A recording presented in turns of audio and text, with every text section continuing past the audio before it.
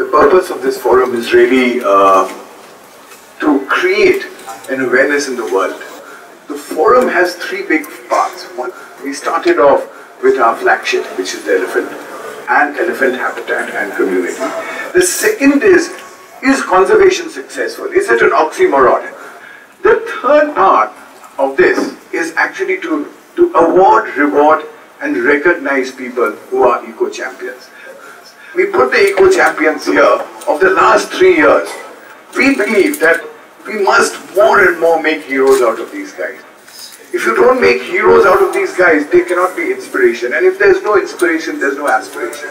And if there's no aspiration, there's no life.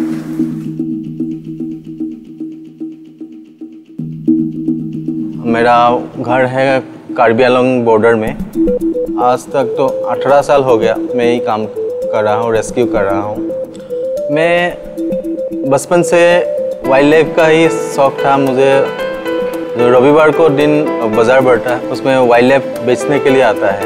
तभी मुझे पैसा भी नहीं था, मैं बड़ा भाई से कभी चुरा लिया करता था पैसा। उन्हीं पैसों से वो वाइल्ड लाइफ को खरीद के फिर मैं जंगल में छोड़ देता हूँ। जब मैं क्लास 3 में था तभी मुझे रात को एक सपना दिखाई पड़ा था।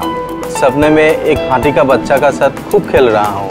वो हाथी का बच्चा हमको बताया, देखो हम नरेंद्र ताती का घर में आज गड्ढे में गिर जाएंगे, तुम आना हमको देखने के लिए। 2 घंटे के बाद ये समाचार आया, नरेंद्र ताती का घर में एक हाथी का बच्चा गिरा हुआ है। सब लोग हक्का गया।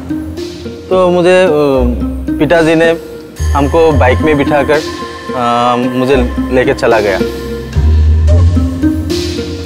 वो कान में बिठाया तो मैं देखा वही वो हाथी है।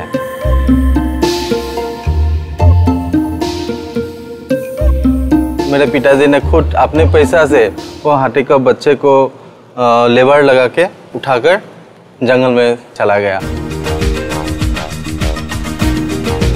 मैंने अभी तक बचपन से लेकर 1300 से अबव मैंने रेस्क्यू किया है और 400 स्नैक।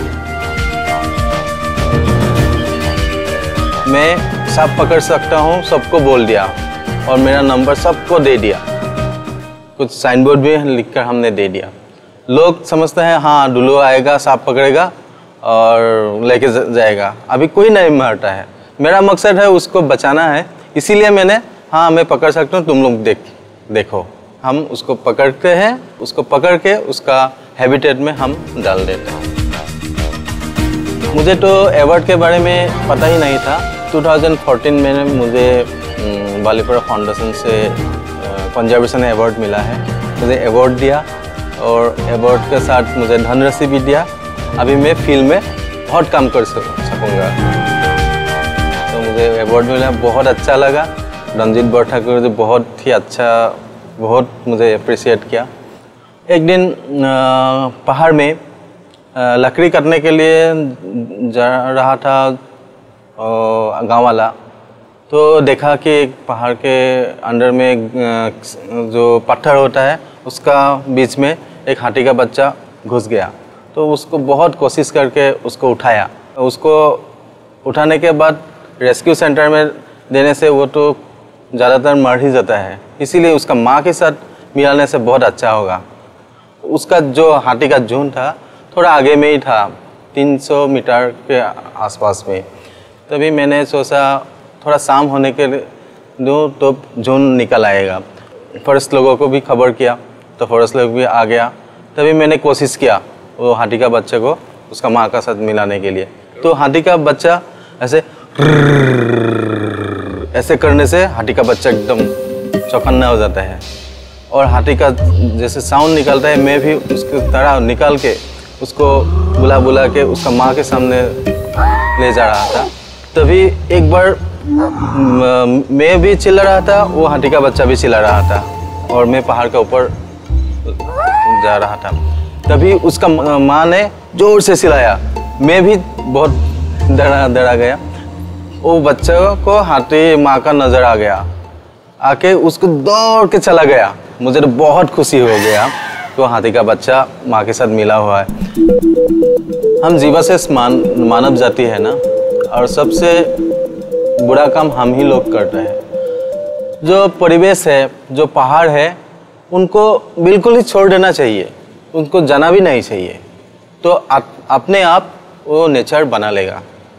तो हमको मानव जाति उसको घुसना मत चाहिए। मानव जाति जब घुस जाएगा उसका पैर पड़ जाएगा, सब कुछ खत्म हो जाएगा। इसीलिए उनका जगह में छोड़ देना चाहिए।